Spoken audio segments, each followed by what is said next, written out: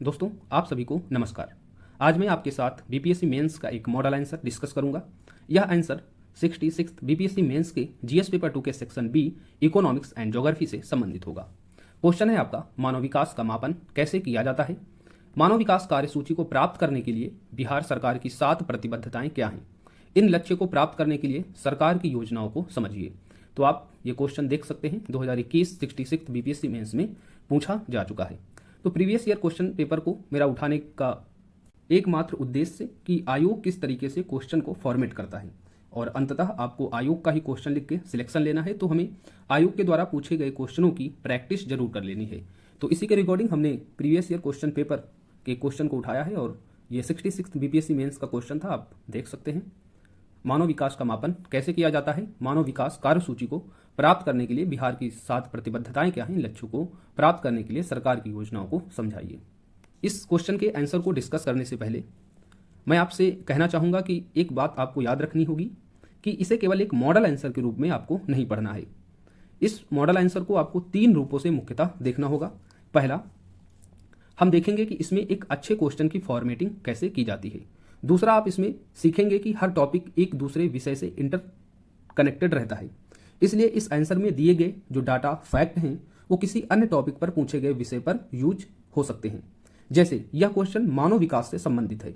मानव विकास का मतलब होता है मानव का आर्थिक विकास, मानव का सामाजिक विकास, जिसमें गरीबी, रोजगार, शिक्षा, भूखमरी, स्वास्थ्य जैसे विषय शामिल होते हैं।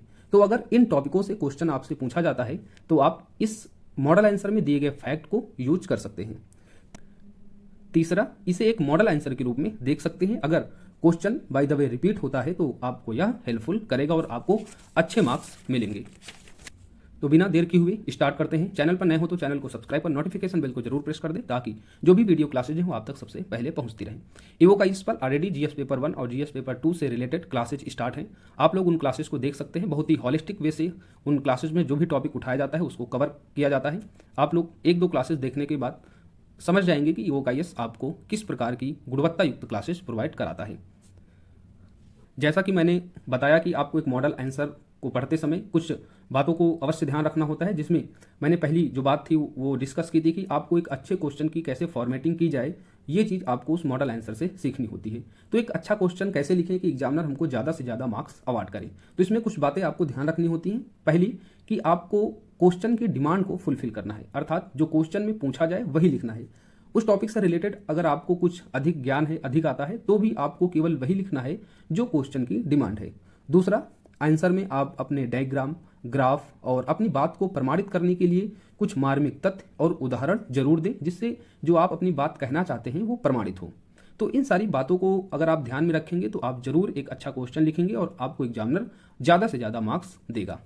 तो देखते हैं इस क्वेश्चन को और आप लोग खुद कमेंट कीजिएगा और इसको एनालाइज कीजिएगा कि ये जो मैंने मॉडल आंसर आपको प्रोवाइड कराया वो कितना इन सब बातों पर खरा उतरता है। क्वेश्चन आपका था कि मानव विकास का मापन कैसे किया जाता है। तो इसकी जो पहली डिमांड है क्वेश्चन की वो यह पूछ रहा है कि मानव विकास का मापन कैसे किया जाता है। जो इसका दूसरा पहलू है क्वेश्चन का कि मानव विकास के कार्यसूची को प्राप्त करने हेतु, अर्थात जो मानव विकास का जो मापन है, जो इसमें डायमेंशन है, उनके आधार पर बिहार सरकार की जो 7 प्रतिबद्धता हैं उनको आपको लिखना है और इन प्रतिबद्धताओं को प्राप्त करने के लिए सरकार की क्या योजना है, उन योजनाओं को आपको डिस्कस करना है। तो बीपीएससी मेंस का जो क्वेश्चन होता है उसके लिए लिखने के लिए हमारे पास शब्द जो हैं पर्याप्त होते हैं। लगभग आप की अगर अच्छी स्पीड है तो आप 450-500 शब्दों का क्वेश्चन लिख सकते हैं। तो सबसे पहले क्वेश्चन की एक भूमिका हो जो आपके पूरे क्वेश्चन को फ्रेम करती हो। तो आप इस क्वेश्चन को कुछ इस तरीके से स्टार्ट कर सकते हैं अपनी भूमिका लिखते समय कि किसी देश के लोग जीवन की गुणवत्ता का जो आनंद लेते हैं, उन्हें जो अवसर उपलब्ध होता है और जिन स्वतंत्रताओं का वे भोग करते हैं वे विकास के महत्वपूर्ण पक्ष होते हैं।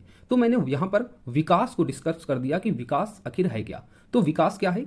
विकास वो है जो लोग जीवन की गुणवत्ता का आनंद लेते हैं, अवसर की उपलब्धता का आनंद लेते हैं और जो उनको स्वतंत्रता मिली होती है वह उसका उपभोग करते हैं। ये सारे पक्ष विकास के महत्वपूर्ण पक्ष होते हैं।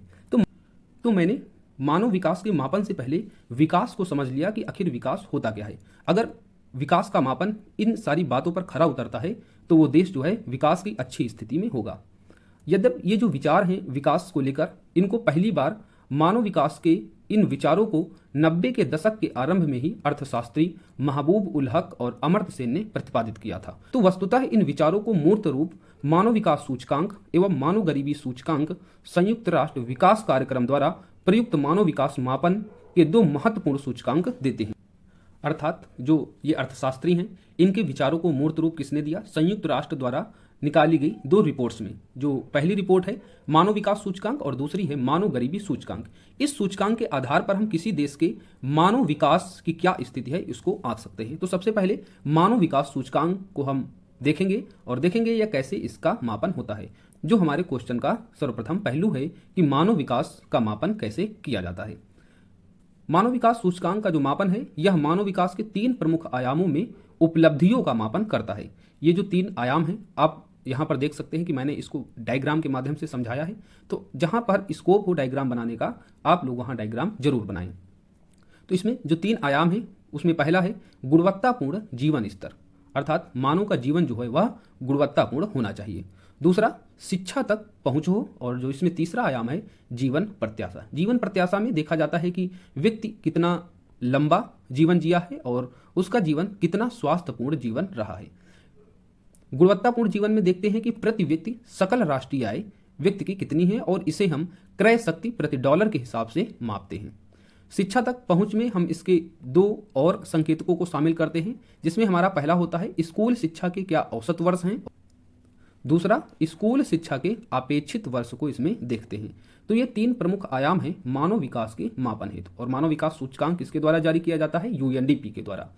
इनमें से प्रत्येक आयाम को 1/3 भारिता दी जाती है, अर्थात ये जो 3 अलग अलग जो आयाम हैं, शिक्षा, गुणवत्तापूर्ण जीवन स्तर और जीवन प्रत्याशा, तो सभी को 1/3 भारिता दी जाती है। और इनको ऐड करेंगे तो नीचे 3 हो जाएगा और ऊपर 1 मिलके 3 हो जाएगा। तो ये जो टोटल निकलेगा तो ये पूरा आपका 1 हो जाएगा। तो इस आधार पर मानव विकास सूचकांक इन सभी आयामों को दिए गए भार का कुल योग होता है। किसी देश का स्कोर 1 के जितने निकट होता है वहां मानव विकास का स्तर उतना ही अधिक होता है।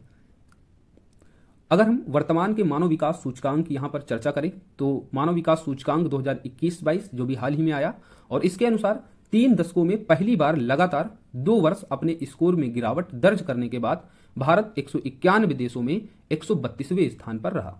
औसत अगर देखें पूरे दुनिया की जो मानव विकास सूचकांक का स्कोर है वह 0.732 है, और इसकी तुलना में भारत का जो HDI है, ह्यूमन डेवलपमेंट इंडेक्स का जो स्कोर रहा वह 0.633 रहा। और हमने इसमें देखा कि 1 के आप जितना निकट रहेंगे उतना ही अच्छा स्कोर माना जाएगा। तो इस तरीके से ये जो स्कोर है वह 1 से दूर होता हुआ दिखाई दे रहा है, और जो मध्यम मानव विकास का यह स्तर है। तो जितना 1 के निकट होगा, अर्थात जिसका 0.983 है, तो वह देश सबसे अधिक मानव विकास के उच्चतम स्तर पर है, और जिसका 0.2 के आसपास है तो वह सबसे निम्नतम स्तर पर होता है। तो इस तरीके से भारत का जो स्कोर है वह ना तो बहुत ज़्यादा उच्च है ना तो बहुत ज़्यादा निम्न है, एक मध्यम मानव विकास का स्तर भारत में बना हुआ है।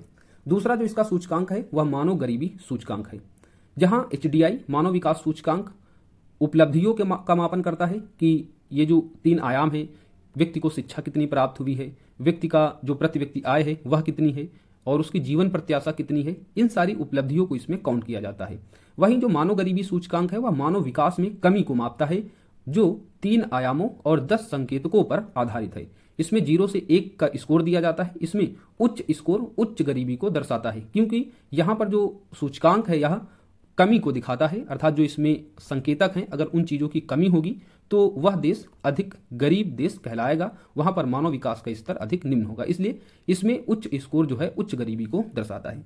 बहुत सारे बच्चे मानव विकास को देखते ही सिर्फ मानव विकास सूचकांक की चर्चा करेंगे, लेकिन मानव विकास के मापन हेतु यूएनडीपी द्वारा 2 प्रमुख संकेतक हैं, जिसमें मानव विकास सूचकांक और मानव गरीबी सूचकांक। मानव गरीबी सूचकांक को 2010 में यूएनडीपी और Oxford poverty and human development initiative द्वारा जारी किया जाता है। यह रिपोर्ट 2010 से जारी की जाती है, और मानव विकास जो सूचकांक है वह 1990 से प्रतिवर्ष जारी की जाती है। तो मानव गरीबी जो सूचकांक है वह मानव विकास में कमी को मापता है, जिसमें 3 आयाम और 10 संकेतक शामिल होते हैं। अगर हम 3 आयामों को देखें तो उसमें स्वास्थ्य, शिक्षा और जीवन स्तर है। और मानव विकास सूचकांक में कौन से 3 आयाम थे? स्वास्थ्य था, शिक्षा था, और उसमें प्रति व्यक्ति आय शामिल थी। तो मानव गरीबी सूचकांक में आय कितनी होगी व्यक्ति की, ये चीज शामिल नहीं है। इसमें 3 आयाम है, शिक्षा, स्वास्थ्य और जीवन स्तर, और इसमें यह कमी को मापता है। अगर ये चीजें उस देश में नहीं है लोगों के पास, तो वह देश मानव विकास के निम्न श्रेणी में आता है, जिसमें स्वास्थ्य में 2 संकेतक शामिल हैं, पोषण और बाल मृत्यु दर। वहीं शिक्षा में 2 संकेतक शामिल हैं, स्कूली शिक्षा के वर्ष कितने हैं और स्कूल में उपस्थिति कितनी है। जीवन स्तर में खाना पकाने का ईंधन, कुकिंग फ्यूल, शौचालय, सैनिटाइजेशन, पेयजल, ड्रिंकिंग वाटर गुणवत्तापूर्ण हो, बिजली, इलेक्ट्रिसिटी, आवास यानी हाउसिंग, और संपत्ति कितनी है। तो ये सारे संकेतक हैं मानव गरीबी सूचकांक के। और एक व्यक्ति बहुआयामी रूप से गरीब है यदि वह भारित संकेतक के 1/3 या उससे अधिक वंचित है। तो ये जो संकेतक हैं, सभी संकेतकों को 1/3, 1/3, 1/3 यहाँ भी दिया जाता है। और अगर इन संकेतकों में 1/3 या उससे अधिक चीजें लोगों के पास नहीं है, तो वह देश या वह व्यक्ति बहुआयामी गरीबी के रूप में देखा जाता है।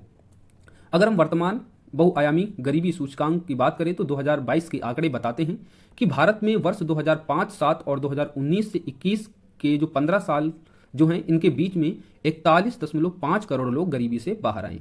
फिर भी दुनिया में गरीब लोगों की सबसे ज्यादा संख्या भारत में भी मौजूद है। तो 2005-7 और 2019-21 जो 15 साल का ये गैप है, इसमें भारत में लगभग 41.5 करोड़ लोग गरीबी से बाहर आए, लेकिन अभी भी पूरी दुनिया में जो संख्या है गरीबों की, वह सबसे ज़्यादा भारत में मौजूद है। तो ये सारी रिपोर्ट्स हैं, डाटा हैं, और इसी के आधार पर आपको क्वेश्चन की फॉर्मेटिंग करनी थी। हमने इस क्वेश्चन का पहला पहलू डिस्कस कर लिया, जिसमें मानव विकास के मापन की बात कर रहा था। तो मानव विकास के मापन में मैंने 2 सूचकांक को डिस्कस किया, मानव गरीबी सूचकांक और मानव विकास सूचकांक।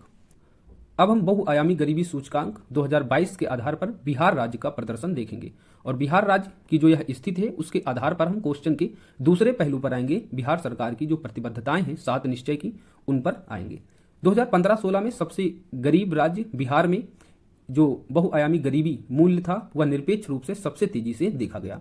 तो यह जो रिपोर्ट्स है बहुआयामी गरीबी सूचकांक की, इसमें यह बताया गया है कि 2015-16 में सबसे गरीब राज्य जो बिहार है, उसका जो स्कोर है वह निरपेक्ष रूप से सबसे तेजी के साथ कम हुआ पूरे भारत में।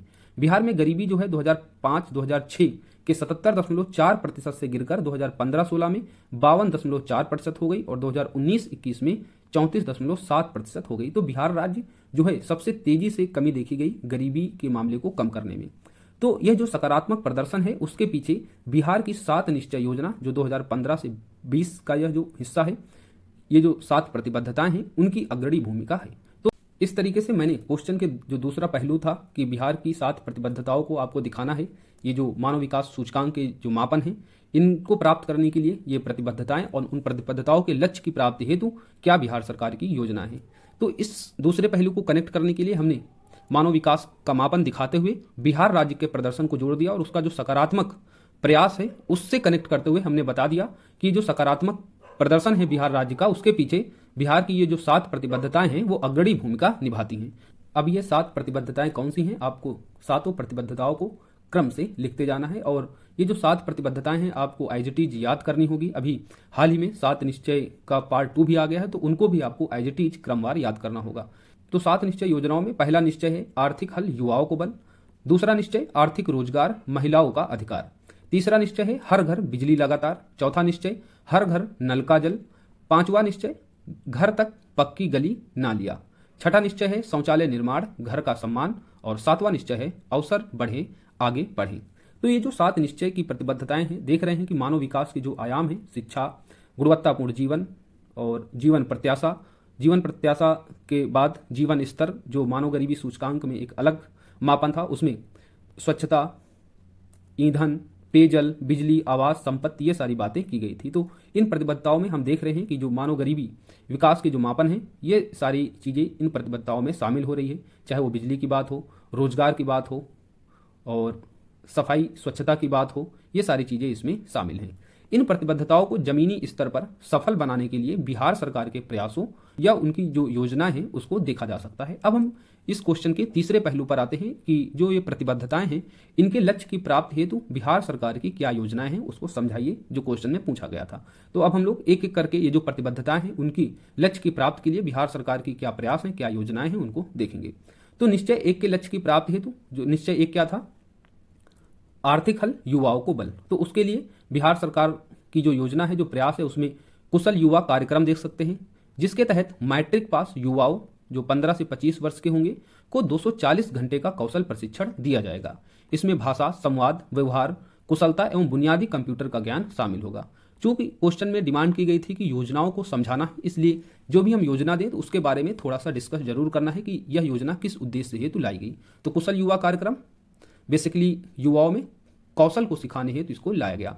दूसरा इसके अंतर्गत देख सकते हैं योजना बिहार स्टूडेंट क्रेडिट कार्ड योजना, और इस योजना के अंतर्गत बैंकों से जोड़कर 12वीं पास प्रत्येक इच्छुक विद्यार्थी को 4 लाख रुपए तक के शिक्षा ऋण गारंटी प्रदान की जाएगी। और इसके अंतर्गत तीसरी योजना को शामिल कर सकते हैं बिहार स्टार्टअप नीति 2016, जो राज्यों में त्वरित औद्योगिक विकास हेतु यह लाई गई। तो निश्चय 1 के लक्ष्य की प्राप्ति हेतु ये 3 महत्वपूर्ण योजनाएं हैं बिहार सरकार की, इनको शामिल कर सकते हैं।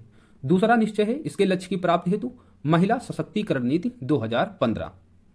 राज्य की सभी नौकरियों में महिलाओं को 15% का आरक्षण इस नीति के तहत दिया गया।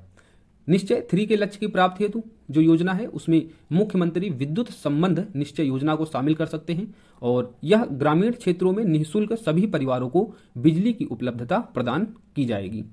निश्चय 4 के लक्ष्य की प्राप्ति हेतु जो योजनाएं हैं उसमें मुख्यमंत्री ग्रामीण निश्चय पेयजल योजना और दूसरी मुख्यमंत्री शहरी पेयजल निश्चय योजना। तो इसमें ग्रामीण और शहरी दोनों क्षेत्रों को जोड़ दिया गया है और उनके लिए गुणवत्तापूर्ण पेयजल उपलब्ध कराने के लिए इस योजना को लाया गया।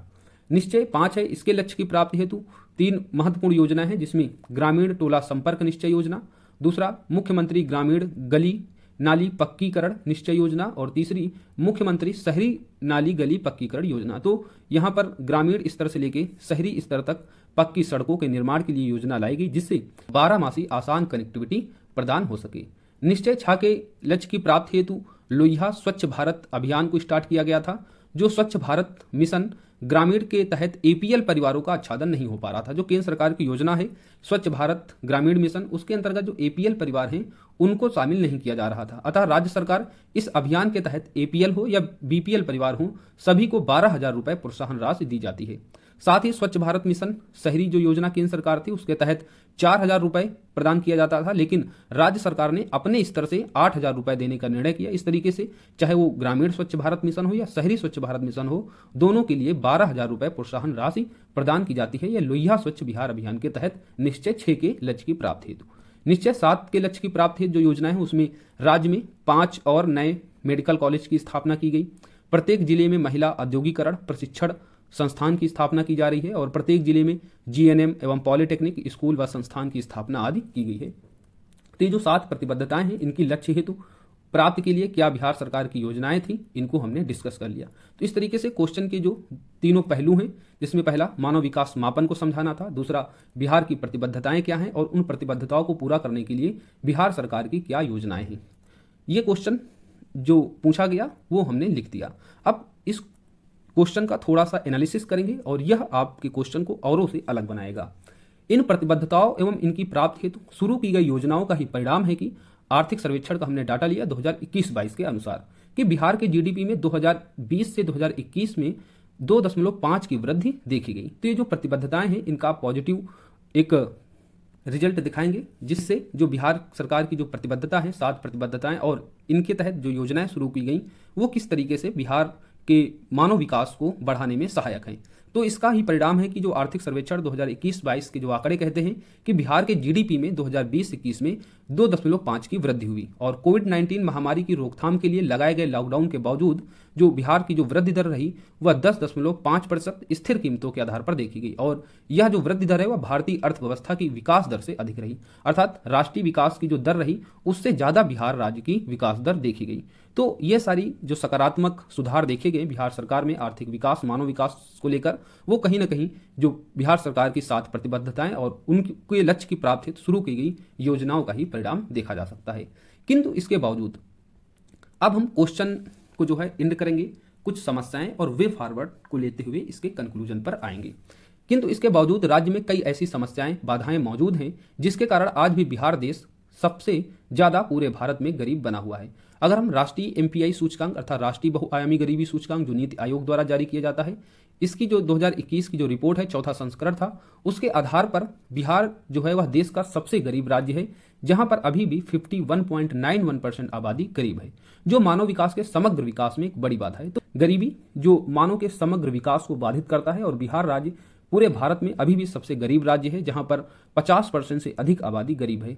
तो ये कहीं ना कहीं अभी कुछ बाधाएं, कुछ ऐसी समस्याएं हैं जो बिहार के मानव विकास स्तर को अभी कमजोर करती हुई दिखाई दे रही हैं। कुछ सकारात्मक सुधार अवश्य देखे गए हैं, लेकिन अभी भी कुछ समस्याएं हैं जिसके कारण बिहार का जो गरीबी सूचकांक है, बिहार की जो आबादी है, वह अभी भी निम्नतम स्तर पर बनी हुई है। तो समस्याएं क्या हैं? समस्याओं में पहले बढ़ती जनसंख्या, और इसमें आप देख सकते हैं, डाटा देख सकते हैं कि जो बिहार का टोटल फर्टिलिटी रेट है वह 3 है, जो औसत प्रजनन दर 2.0 से अधिक है। दूसरी जो समस्या है वह बिहार की अशिक्षा है। आप जानते हैं बिहार राज्य में साक्षरता दर बहुत ही निम्न बनी हुई है। बिहार की जो साक्षरता दर है वह 61.8%, जो राष्ट्रीय साक्षरता दर 74.04% से कम है, और यह जनगणना 2011 के आधार पर फैक्ट इसको मैंने शामिल किया। लैंगिक असमानता भी एक बड़ी समस्या है, और बिहार का लिंगानुपात 918, जो राष्ट्रीय लिंगानुपात से 25 अंक कम है। तो आपको इन बातों को प्रमाणित करने के लिए डाटा फैक्ट जरूर याद होने चाहिए। जो चौथी समस्या है वह बेरोजगारी आप देखते हैं बिहार में बड़े पैमाने पर बनी हुई है। खाद्य असुरक्षा भी एक बड़ी समस्या है। जब लोगों को भरपेट भोजन नहीं मिलेगा तो वो काम भी नहीं कर पाएंगे सही से, जिसके कारण गरीबी, रोजगार, ये सारी चीजें देखने को मिलती हैं। राज्य खाद्य सुरक्षा सूचकांक 2022 की अगर रिपोर्ट देखें तो बिहार कुल 17 बड़े राज्यों में इसको 16वां स्थान मिला हुआ है। और निम्न औद्योगिक विकास भी बिहार की गरीबी सूचकांक, मानव विकास में एक बड़ी बाधा बनी हुई है। तो आप डायग्राम बना के ये सारे पॉइंट दिखा सकते हैं। आप अपने क्वेश्चन में वे फॉरवर्ड को जरूर शामिल कीजिएगा, क्योंकि इससे जो क्वेश्चन होता है एक एडमिनिस्ट्रेटिव लेवल का आता है, क्योंकि आपके पास जो मुद्दे हैं, जो समस्याएं हैं, ये सारी चीजें तो आप दिखा देंगे, लेकिन अब आपका क्या सुझाव हो सकता है? अगर आप एक ऑफिसर होंगे तो इन समस्याओं, इन बाधाओं को कैसे दूर करके बिहार राज्य का जो मानव विकास है उसको आप और बेहतर बना सकते हैं। तो वे फॉरवर्ड में आप पहला सुझाव दे सकते हैं, बिहार की हम मानते हैं कि जनसंख्या बहुत है, लेकिन इस जनसंख्या का कैसे लाभ प्राप्त किया जा सकता है? तो इसके लिए राज्य में औद्योगिक विकास को बढ़ावा दिया जा सकता है, जिसमें विशेषता एमएसएमई सेक्टर और जिसमें खाद्य प्रसंस्करण उद्योग, जूट व कुटीर उद्योग, जो बिहार में अभी एक बड़ी संभावना है इन उद्योगों के लिए, तो उन पर अधिक ध्यान देकर इस जनसांख्यिकी लाभांश का जो है लाभ उठाया जा सकता है। क्योंकि राज्य में औद्योगिक विकास होगा तो ये जो जनता है, बढ़ी हुई जनसंख्या है, इसको ज़्यादा से ज़्यादा रोजगार मिलेगा। तो ये जो बाकी मानक हैं, गरीबी, लैंगिक असमानता, बेरोजगारी, ये सारी समस्याएं अपने आप दूर होती चली जाएंगी। जो दूसरा सुझाव हो सकता है वह शिक्षा, जो बिहार की साक्षरता दर बहुत निम्न बनी हुई है, तो इसके लिए जो नई एजुकेशन पॉलिसी आई है उसके तहत बिहार सरकार को शिक्षा प्रणाली में सुधार करते हुए साक्षरता दर बढ़ानी चाहिए। अर्थात केवल साक्षरता नहीं बढ़ानी है कि लोग केवल कागजों पर पढ़े लिखे हो जाएं, लेकिन उनके अंदर कोई व्यावसायिक स्किल न हो और वो पढ़ लिख कर भी बेरोजगार बने रहें। तो बिहार सरकार को ध्यान रखना होगा, जैसे न्यू एजुकेशन पॉलिसी जिसमें व्यावसायिक शिक्षा पर भी जोर दिया गया, तो नई शिक्षा नीति के तहत बिहार सरकार को अपनी शिक्षा प्रणाली में सुधार करते हुए साक्षरता दर बढ़ानी होगी। जो तीसरा सुझाव हो सकता है, राज्य का बुनियादी ढांचा, उस पर विशेष ध्यान देना चाहिए, क्योंकि अगर इंफ्रास्ट्रक्चर मजबूत नहीं होगा, अच्छा नहीं होगा, तो किसी भी सेक्टर में जो है विकास नहीं हो सकता है। वहाँ का मानव विकास हमेशा अछूता ही रहेगा। तो बुनियादी ढांचा एक बड़ी समस्या है पूरे देश की, और बिहार राज्य इसमें और भी पीछे बना हुआ है। चौथा जो सुझाव हो सकता है वह सरकारी नीतियों के बेहतर क्रियान्वयन हेतु ई गवर्नेंस को बढ़ावा देना चाहिए। बिहार सरकार की जो योजनाएं होती हैं उनमें बड़े स्तर पर भ्रष्टाचार वगैरह देखा जाता है, न केवल बिहार की समस्या है, पूरे भारत की समस्या है। इसलिए जो सरकारी नीतियां होती हैं इनके बेहतर क्रियान्वयन हो, पारदर्शिता हो, भ्रष्टाचार कम से कम हो, इसके लिए ई गवर्नेंस को बढ़ावा देना चाहिए। और चौथा, राज्य की जो जनसंख्या है इसको भी नियंत्रण करना चाहिए, क्योंकि जनसंख्या कहीं ना कहीं विकास को जो है पीछे धकेलता है, और इसके लिए कुछ सकारात्मक कदम उठाए जा सकते हैं, जैसे लोगों को जागरूक करना, और इसके अलावा भी कुछ दंडात्मक कदम भी हो सकते हैं। उदाहरण के लिए 2 चाइल्ड पॉलिसी उत्तर प्रदेश में लाएगी, और इसके तहत अगर 2 बच्चों से अधिक होंगे तो उनको जो सरकारी सब्सिडी दी जाती है, कुछ सरकारी छूटें दी जाती हैं, नौकरियों में आरक्षण दिया जाता है, तो ये सारी चीज़ों से वंचित हो जाएंगे। तो इस तरीके से कुछ दंडात्मक प्रावधान करके भी इस जनसंख्या नियंत्रण को कम किया जा सकता है। अंत में कंक्लूजन लिखते हुए अपने क्वेश्चन को समाप्त करेंगे। कंक्लूजन आपका भविष्य लक्ष्य होना चाहिए, एक सकारात्मक होना चाहिए। तो कंक्लूजन आप कुछ इस तरह से लिखेंगे कि राज्य में बेहतर मानव विकास की स्थिति को प्राप्त करने के लिए क्रांतिकारी बदलाव की आवश्यकता है। तो हमने देखा बिहार राज्य को सकारात्मक सुधार जरूर हुए हैं, लेकिन अभी भी अगर पूरे देश की बात करें तो उसमें बिहार में सबसे ज़्यादा अभी भी गरीब आबादी है। तो इसके लिए कुछ ऐसा क्रांतिकारी बदलाव की आवश्यकता है जो बिहार राज्य के मानव विकास को उच्चतम स्तर तक पहुंचा सके। और इस संदर्भ में आत्मनिर्भर बिहार के 7 निश्चय 2 की प्रतिबद्धता इस ओर उठाया गया एक सकारात्मक व भविष्य लक्ष्य कदम है। तो तो अभी हाल ही में आत्मनिर्भर बिहार के 7 निश्चय 2 अर्थात जो 7 निश्चय थे 2015 से 2020 के बीच में, और इसी को आगे बढ़ाया गया। इसका पार्ट 2 लॉन्च किया गया जो 2020 से 2025 तक होगा। तो ये जो आत्मनिर्भर बिहार का 7 निश्चय 2 है वह इस ओर उठाया गया एक सकारात्मक और भविष्यलक्षी कदम साबित हो सकता है। तो इस तरीके से अपने क्वेश्चन को आप एंड कीजिएगा।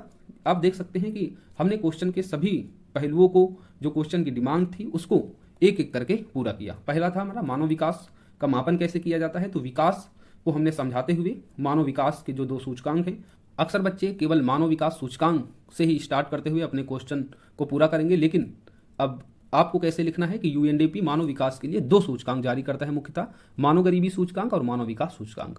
दोनों सूचकांकों को आपको बताना है। चूंकि इसके मापन के बारे में पूछ रहा है तो इसके जो आयाम है, संकेतक हैं, उसको लिखना है और किस तरीके से इसका मापन होता है। एक स्कोर है अगर मानव विकास में तो वह अधिक जो है मानव विकास के उच्चतम स्तर पर होगा। जितना 1 से दूर हटता जाएगा मानव विकास जो है उतना ही निम्न होता जाएगा, क्योंकि मानव विकास सूचकांक उपलब्धियों को मापता है, लेकिन इसके विपरीत मानव गरीबी सूचकांक कमियों को देखता है। इसलिए इसमें 1 के जितना करीब होगा वह उतना ही गरीब देश होगा और 1 से जितना दूर होगा वह उतना ही उच्च स्तर पर होगा। तो मानव गरीबी सूचकांक और मानव विकास सूचकांक का ये आपको डिफरेंट भी याद रखना होगा। जो मानव गरीब सूचकांक है इसमें 3 आयाम और 10 संकेतक हैं। ये सारे संकेतक आपको याद करना है। फिर बिहार राज्य का प्रदर्शन दिखाते हुए इसके कुछ सकारात्मक जो परिणाम हैं इससे कनेक्ट करते हुए इन प्रतिबद्धताओं को दिखाया है, और प्रतिबद्धताओं होती क्या योजनाएं लाई गई हैं इन लक्ष्यों की प्राप्ति हेतु उन सबको पढ़ा, क्योंकि जो क्वेश्चन का तीसरा पहलू था कि लक्ष्यों को प्राप्त करने के लिए सरकार की योजनाएं क्या हैं। तो मैंने एक हॉलिस्टिक वे से इस क्वेश्चन को डिजाइन किया है, फॉर्मेट किया है, और इसी तरीके से अगर आप क्वेश्चन लिखेंगे तो एग्जामिनर जो है आपको मार्क्स देने के लिए मजबूर होगा। अपने क्वेश्चन में वे फॉरवर्ड कंक्लूजन को हो सके तो ज़्यादा से ज़्यादा उसको लिखने की कोशिश कीजिएगा, प्रैक्टिस कीजिएगा, क्योंकि वे फॉरवर्ड का जो पॉइंट होता है वो आपके आंसर को औरों से अलग बनाएगा। इसलिए इन सारी बातों का ध्यान रखते हुए आप लोग क्वेश्चन की आंसर राइटिंग प्रैक्टिस कीजिएगा, और जो भी बातें हों वो आप कमेंट बॉक्स में ज़रूर बता सकते हैं। मिलते हैं हम लोग नेक्स्ट वीडियो क्लास के साथ में। जब तक के लिए थैंक यू, जय हिंद। आप लोग पढ़ते रहें, स्वस्थ रहें।